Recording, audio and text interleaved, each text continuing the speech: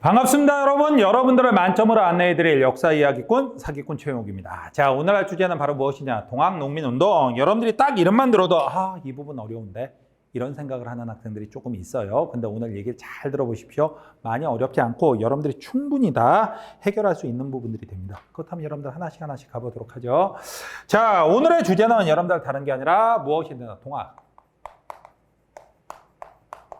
농민 운동이 됩니다. 동학농민운동은 몇 년도가 되냐? 1894년이 돼요. 1894년이. 자, 동학농민운동 어떻게 되는지 하나씩 보도록 하죠. 제일 먼저 보는 건 여러분들 항상 똑같습니다. 무엇부터 보느냐? 배경부터 봐요. 어떤 배경이 있었느냐? 이 당시에는 여러분들 외세의 침탈이 장난이 아니었습니다.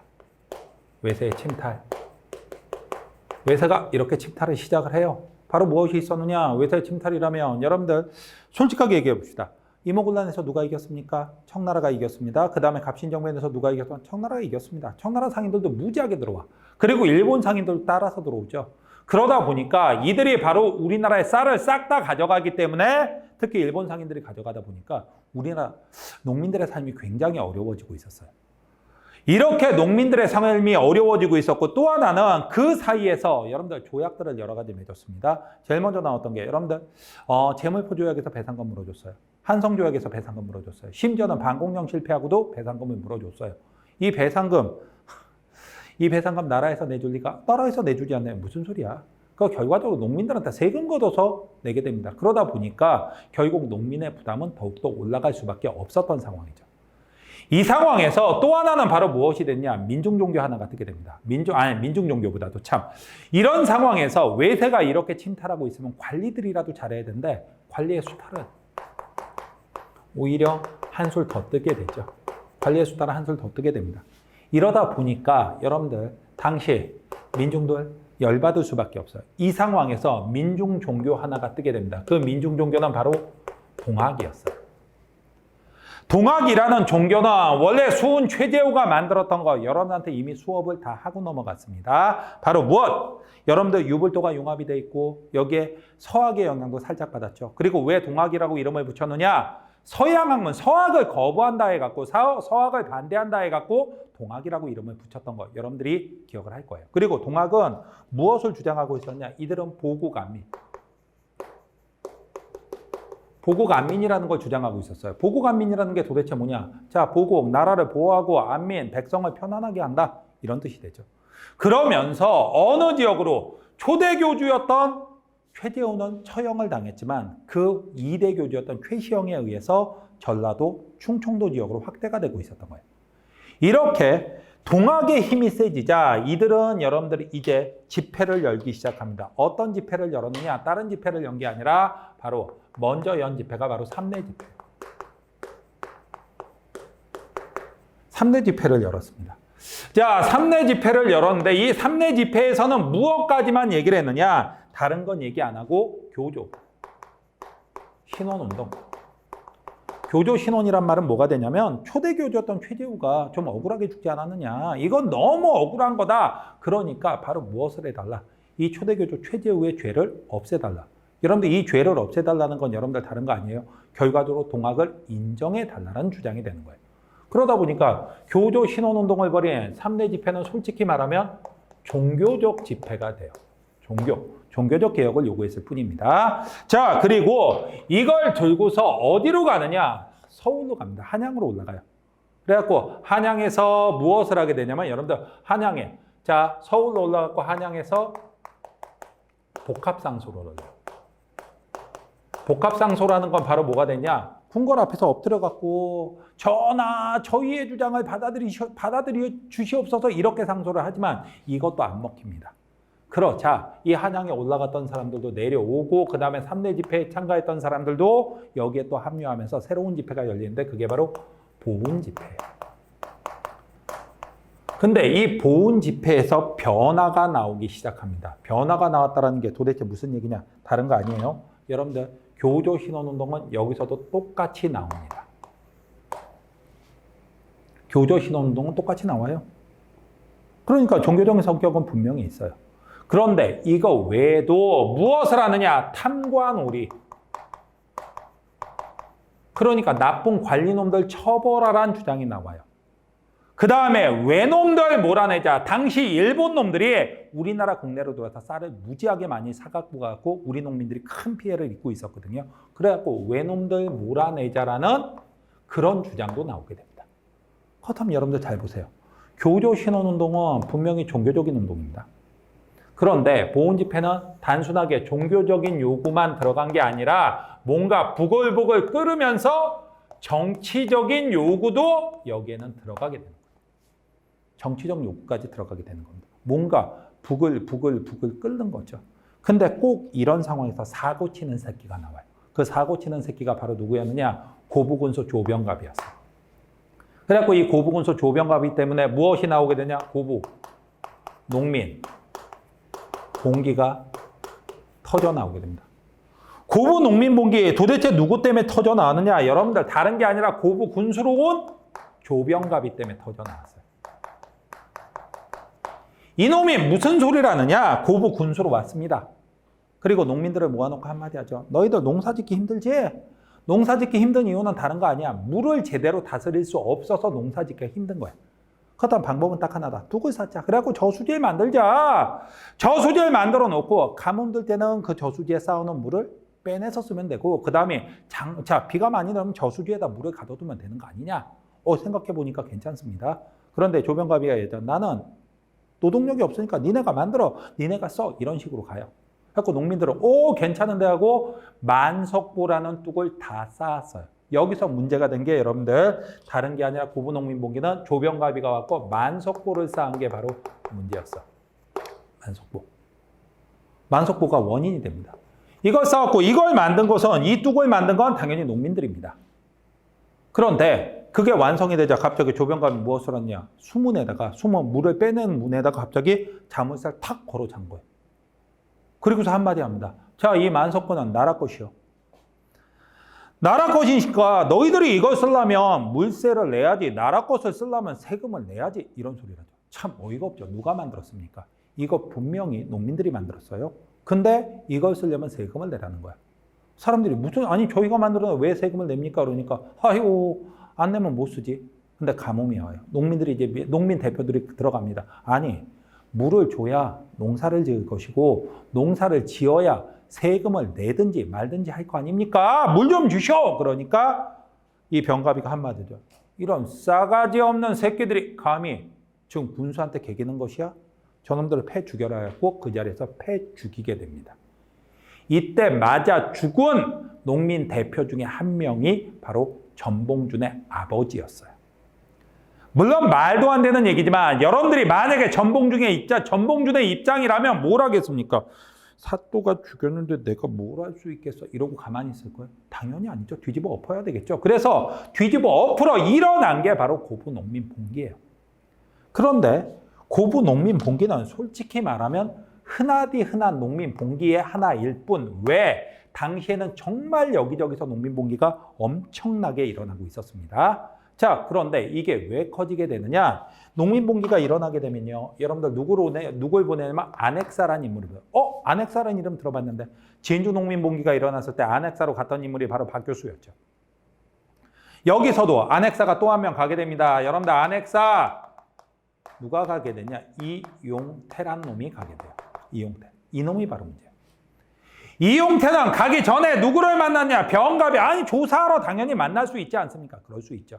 근데 문제는 병갑이 만나서 병갑이한테 무엇을 뇌물을 받아 처먹었어요. 어이가 없는 거죠. 그리고서는 농민들을 조사하러 와갖고는 딱 한마디 합니다. 뭐라고? 내가 조사해 본게 군수 병갑이 아무런 죄가 없구만. 싸가지 없는 너가 농민 새끼들이 감히 군수한테 개긴 것이야. 너희들은 다 뒤졌어. 이런 얘기를 합니다. 여러분들이 농민 입장이라면 어떻게 하겠어요? 뭐 나라에서 죽인다는 데면 죽어야지 이러고 있을 겁니까? 뒤집어 엎어야죠 당연히. 그래갖고 터져 나온 게 바로 1차 봉기예요. 동학농민운동의 1차 봉기가 됩니다.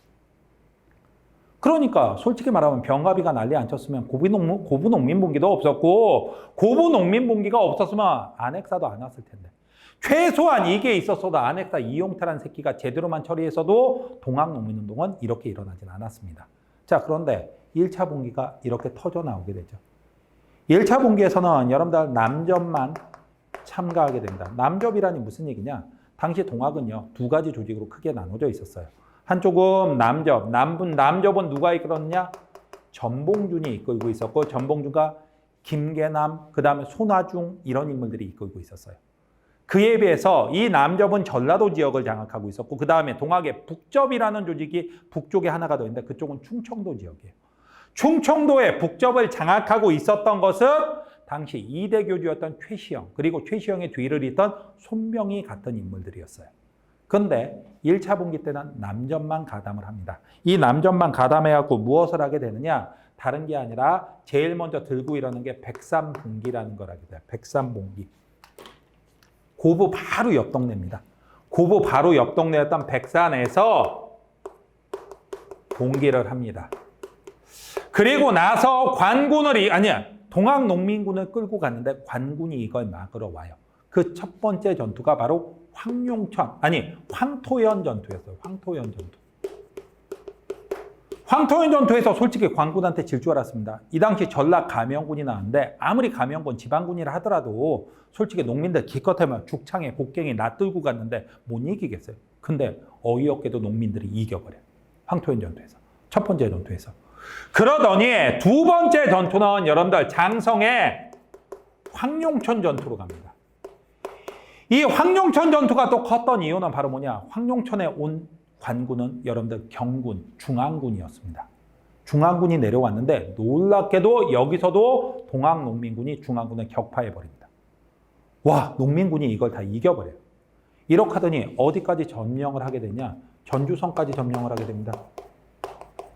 전주성 점령?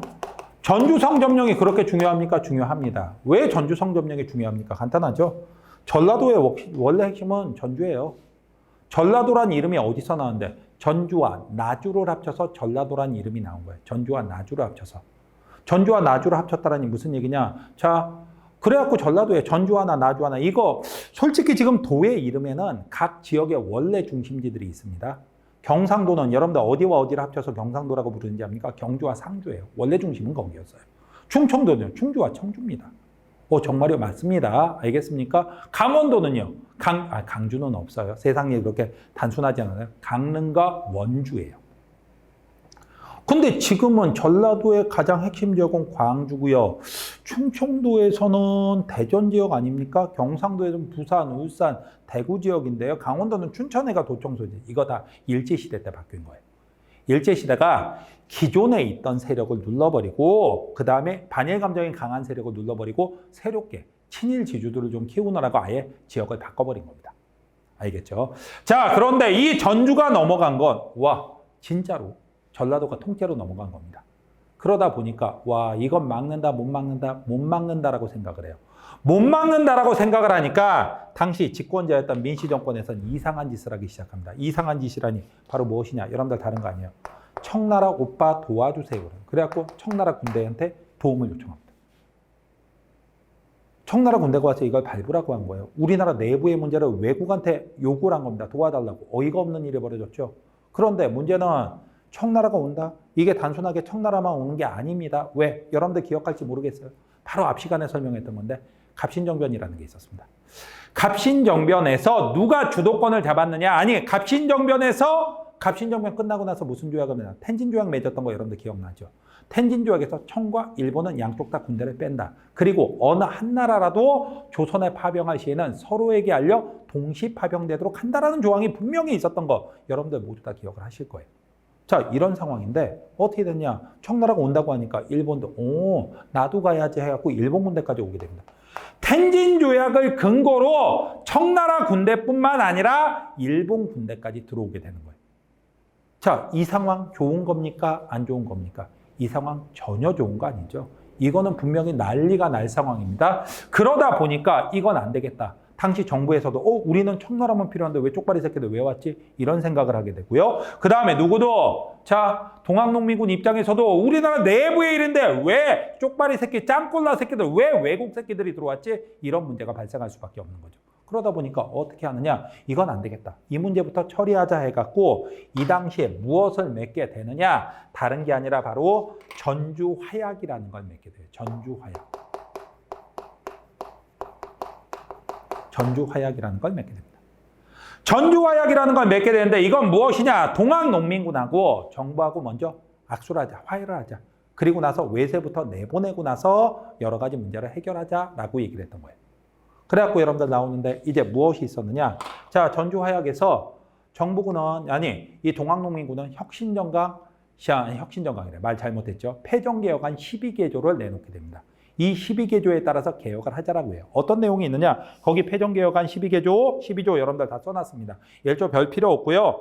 동학도는 정부와의 원하는 시정에 협력한다. 서정에 협력한다. 됐습니다. 그 다음에 여러분들 2조부터 탐관오리, 3조 형표한 부호놈들, 4조 그다음 나쁜 양반놈들, 불량한 유림놈들 혼내주자. 나쁜 지배층을 혼내주자. 2, 3, 4조 있어요.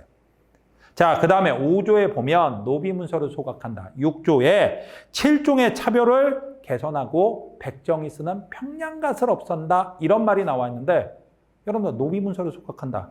자, 그리고 또 하나는 여러분들 바로 뭐였습니까? 백정이 쓰는 평양갓을 없앤다. 7종의 천인차별을 개선한다. 오, 다른 게 아니라 신분제 폐지가 들어가요. 신분제 폐지. 신분제도 폐지가 여기에 들어갑니다. 그 다음에 여러분들 무엇이 들어가냐? 청상 과부의 재가, 개가를 허용한다라고 돼 있어요.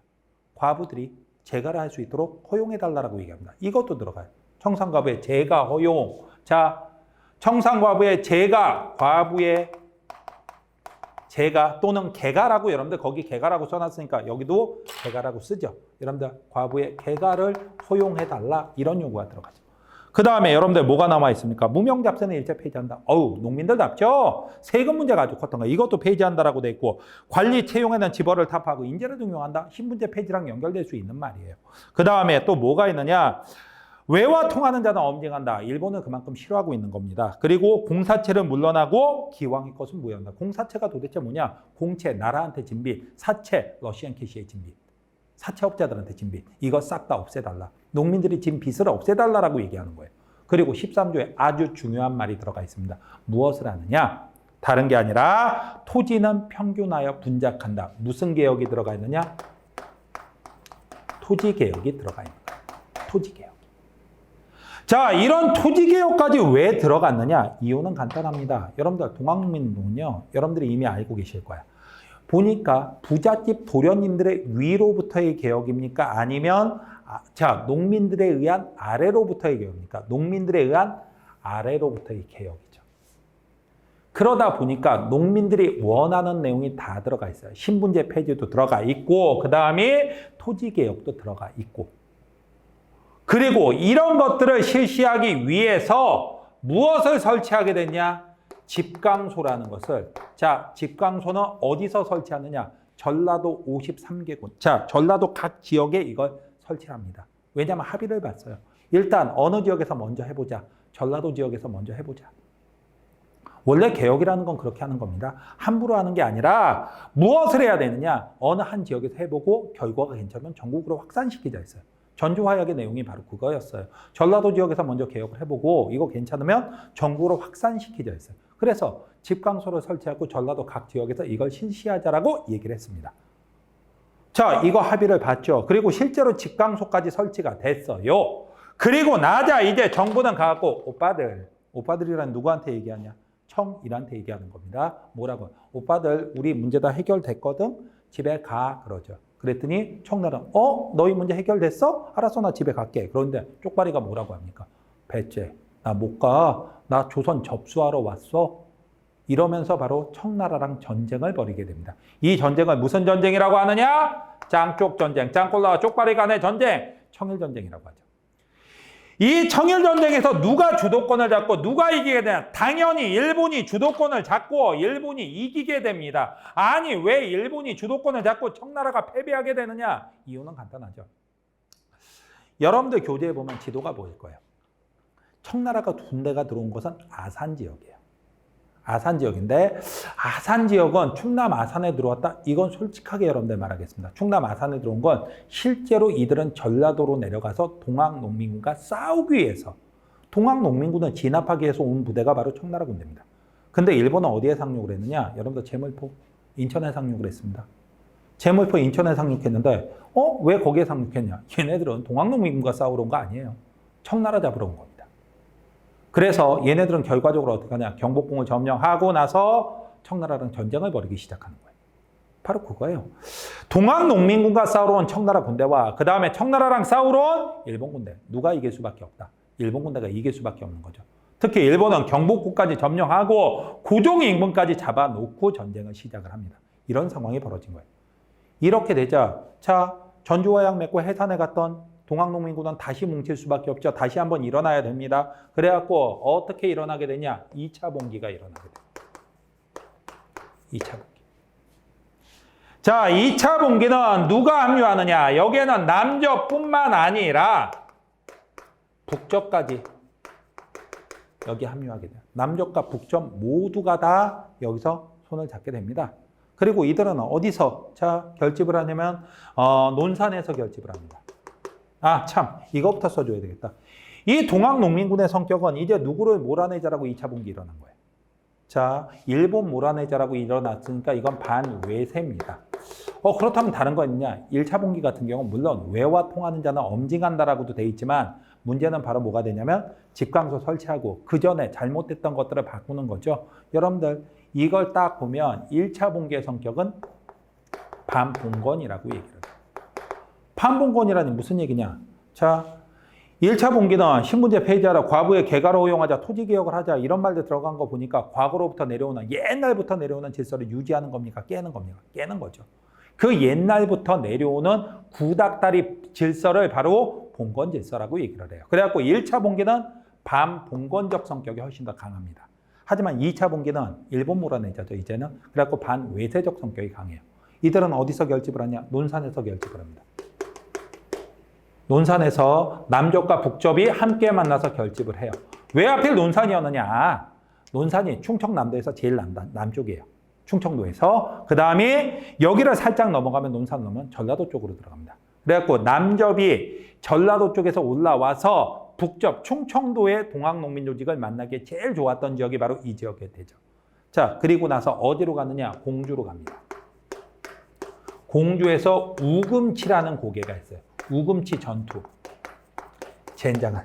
우리 동학농민군은 기껏 해봐 죽창 들고 곡괭이 들고 나가는데 이 쪽발이 새끼들은 기관 두두두두 쏴대는 거 있죠. 이렇게 돌려서 쏘는 거. 그게 있었습니다. 이걸 이길 수는 없었어요.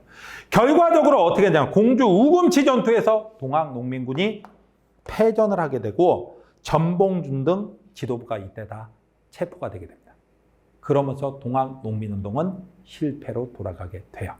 자, 이게 바로 동학농민운동의 실패다라고 여러분들 기억을 해두시면 됩니다. 그래갖고 동학농민운동에서 제일 중요한 건 여러분들 순서입니다. 순서 여러분들 다시 한번 정리해보고 문제를 풀어보도록 하죠. 제일 먼저는 여러분들 무슨 집회? 삼내 집회, 보훈 집회. 삼내 집회 같은 경우는 바로 무엇을 했다? 교조신혼운동, 종교적 집회였다. 하지만 보훈 집회 가면 외놈들 몰아내자. 그 다음에 무엇까지? 탐관오리 혼내주자라는 정치적 주장까지도 나오게 된다. 그리고 나서 고부농민봉기. 왜? 병가비가 만석꽃 쌓고 농민들을 괴롭히니까 들고 일어난 거죠. 자, 그런데 안핵사 이용태가 와갖고 오히려 동학교도들한테 뒤집어 씌우니까 1차 봉기. 1차 봉기는 남전만. 백산에서 봉기해서 황토현, 황룡천 전투에서 관공 깨버리고 그 다음에 전주성까지 점령한다. 전주성 점령하고 나니까 당시 정부는 막는다 못 막는다. 못 막는다. 그래갖고 짱꼴라들. 왜? 당시 민시정권이 친청파니까. 자, 짱꼴라 오빠 도와주세요 했더니 텐진 조약을 근거로 누구까지 오게 된다? 일본까지 오게 된다. 알겠습니까? 이거 아니다 싶어갖고 전주 화약 맺었어요. 동학농민군의 패전개혁안 12개조를 정부가 수용한다. 그래갖고 신분제 폐지, 과부 개가 허용, 그 다음에 토지개혁 등 다 받아들인다라고 하고 직방소까지 설치해서 반봉건 개혁을 한다라고 얘기를 했습니다. 그리고 나서 이걸 합의했으니까 오빠들 집에 가세요 했더니 집에 가는 게 아니라 전쟁을 일으키게 되죠. 그중에서 일본이 주도권을 잡게 되자 어떻게 된다? 2차 봉기. 이번엔 일본 몰아내자. 남적 북접이 연합했습니다. 반외세 운동으로서. 그리고 논사 결집했지만 공주 우금치 전투에서 패전하면서 동학농민운동은 실패로 끝나게 된다. 자, 이렇게 하고 동학농민운동에 대한 설명을 여러분들 마쳤습니다. 자, 그렇다면 어떤 문제가 있었는지 여러분들 한번 보도록 하죠. 자, 보겠습니다. 다음 사건들을 순서대로 바르게 나열한 것은 해갖고 나와 있어요. 자, 어떻게 되는지 봅시다. 농민군이 전라도 53개 군현에 집강소를 설치했다. 여러분들 이거의 핵심은 집강소.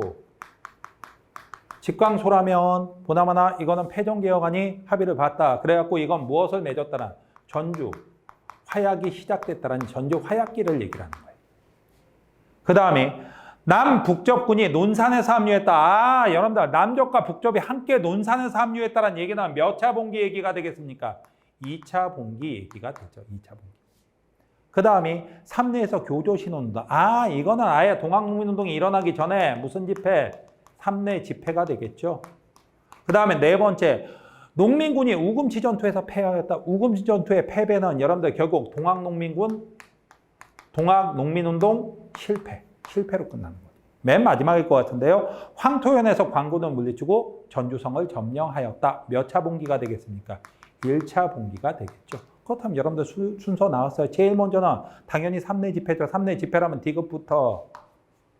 자, 그 다음에 두 번째는 몇 차 봉기? 1차 봉기하고 그 다음에 1차 봉기의 결과로서 전주화약 집강소 설치가 되죠. 그러니까 미음 기역이 되겠죠. 자, 디귿 미음 기역. 아우, 정답은 나왔네요. 그 다음에 여러분들 2차 봉기 터졌지만 패전한 거죠. 바로 무엇이? 니은, 리을이 되겠죠. 그래서 딱 맞는 거. 정답은 3번이 답이 됩니다. 정답 찾으셨어요? 자, 그 다음 걸 여러분들 보겠습니다. 자, 다음 개혁안과 관련된 사건에 대한 설명으로 가장 적절한 것은 탐관오리는 그 죄상을 조사해 엄중히 징벌한다. 노비문서를 소각한다. 젊어서 과부가 된 여성의 개가를 허용한다. 외와 통하는 자는 엄중히 징벌한다. 토지는 균등히 나누어 경작하게 한다. 토지 균분까지. 자, 그렇다면 여러분들 이건 보나마나 무엇에 대한 얘기? 동학농민 운동에 대한 얘기가 됩니다. 자, 동학농민운동이라면 갑시다. 최초로 근대적 국민국가를 건설하려고 했다. 여러분들 최초의 근대적 개혁, 정치개혁운동이라면 이거는 뭐 갑신정변에 대한 얘기예요. 갑신정변. 반봉건, 반침략의 성격을 띤 대규모 농민운동이다. 아우, 이거 동학농민운동 딱 맞죠. 상공업 진흥과 근대적 토지 소유 제도 확립을 추구하였다. 이게 뭐지? 여러분들 나중에 광무개혁이라는 거, 대한제국의 광무개혁에서 얘기를 할 거예요. 이거 기억을 해두면 되고, 99년도가 민중들이 개화 정책에 반대하여 일으킨 운동이다. 이거는 여러분들이 알고 있어야 되죠. 이미 한 거니까 바로 뭐 이모군란입니다. 그 다음에 여러분들 자유민권운동과 의회 설립운동을 통해 자강개혁을 추구하였다. 이건 뭐죠? 아, 나중에 얘기할 건데 이건 독립협회예요. 독립협회. 그래서 정답이 되는 건 몇 번이 답이 되느냐? 2번이 정답이 됩니다. 여러분들 정리가 다 되셨어요? 자, 이렇게 하셔갖고 여러분들 동학농민운동 작은 주제 아닌데 여러분들 고생하셨습니다. 다음 강좌에서 뵙도록 하죠.